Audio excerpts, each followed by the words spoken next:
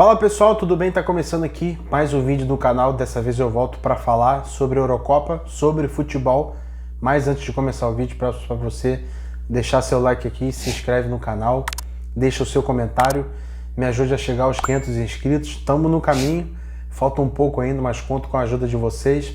Muito obrigado pela ajuda de sempre, por estarem assistindo os vídeos. Estou sentindo falta de alguns comentários aqui, curtidas. Me ajude nesse aqui, porque no final tem uma surpresa boa para vocês. É isso, pessoal. Eu voltei para falar sobre a Eurocopa, que começa no dia 14, na próxima sexta-feira. E nesse vídeo aqui eu vou trazer as principais seleções à conquista desse título, que vão brigar de forma mais incisiva por esse campeonato. Por isso eu vou dividir esse vídeo em duas partes. Vou tratar de 3 seleções em cada vídeo. Vou destacar bem como jogam, como é que chegam, convocação, um vídeo bem detalhado como vocês gostam, como eu sempre gosto de fazer aqui também, começando obviamente pelos grupos, né, como foram as definições dos grupos. Grupo A, que tem Alemanha, Escócia, Hungria e Suíça. Grupo B, Espanha, Croácia, Itália e Albânia. Grupo C, Eslovênia, Dinamarca, Sérvia e Inglaterra.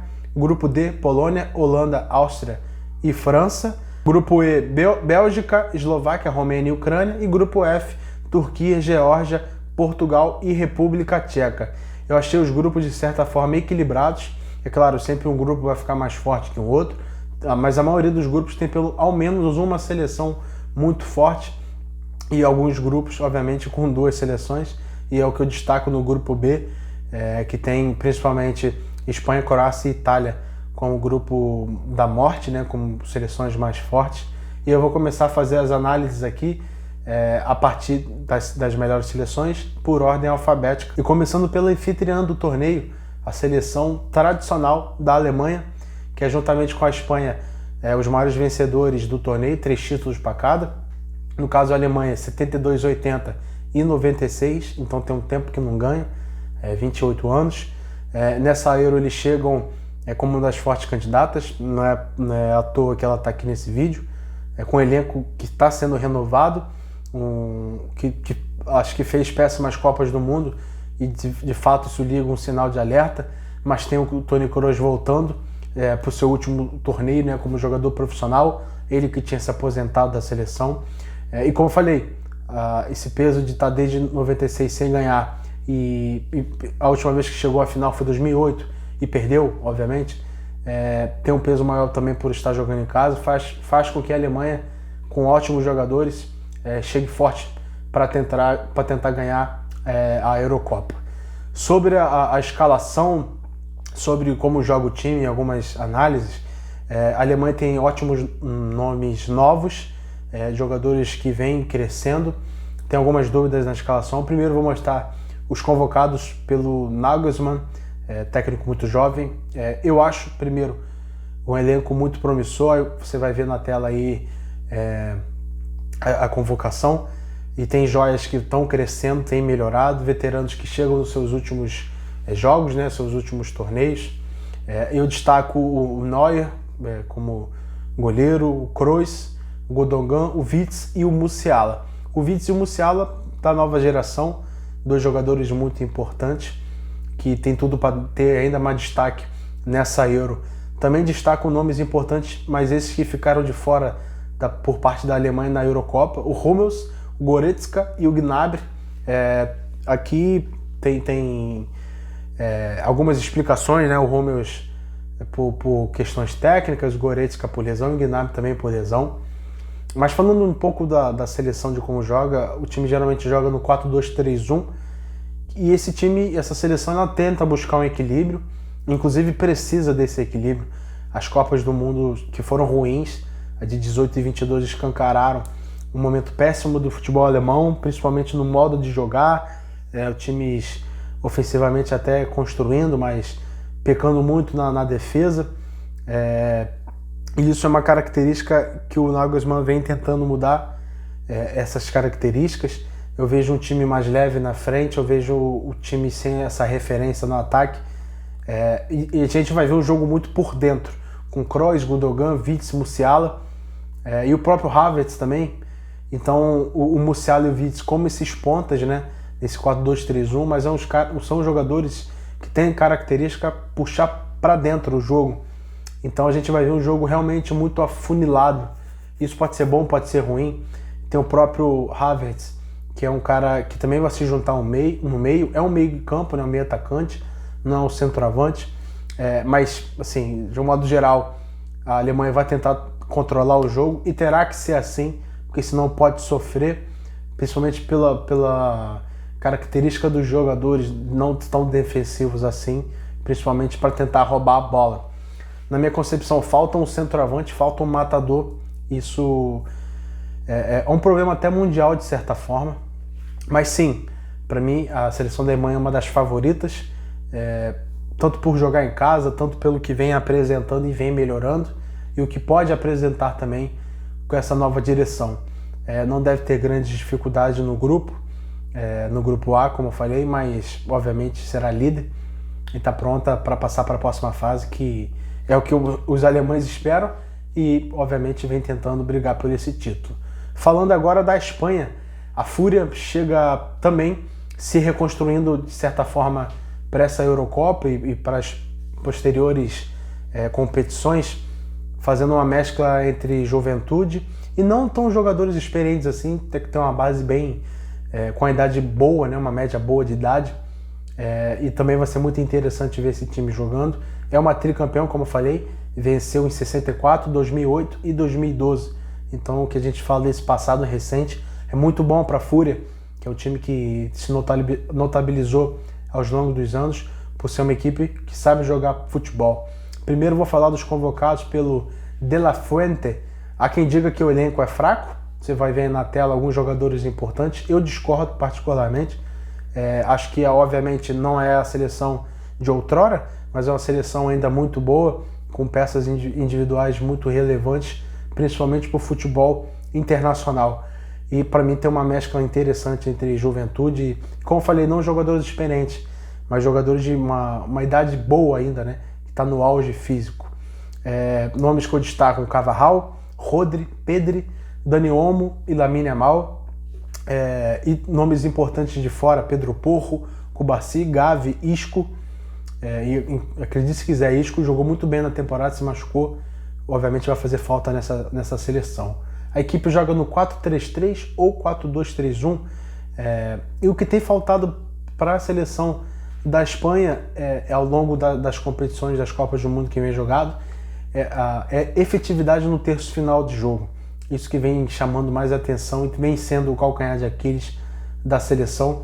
É um time que fica muito com a bola, mas o de hoje é um time que fica com a bola, mas por característica, por ser uma equipe que tenta roubar a bola na frente e ali já tentar trocar os seus passes, mas não é aquela equipe que a gente viu em outros momentos. É uma equipe muito mais proativa, é um time que tem, pela característica dos jogadores, é um time que acelera mais as jogadas, principalmente porque, se comparado ao passado, a gente vê principalmente na Euro de 2012 o auge, na minha concepção, do que foi o jogo da seleção espanhola, tendo do meio para frente, no 4-2-3-1, no 4-3-3 que jogava, 5 jogadores de meio campo.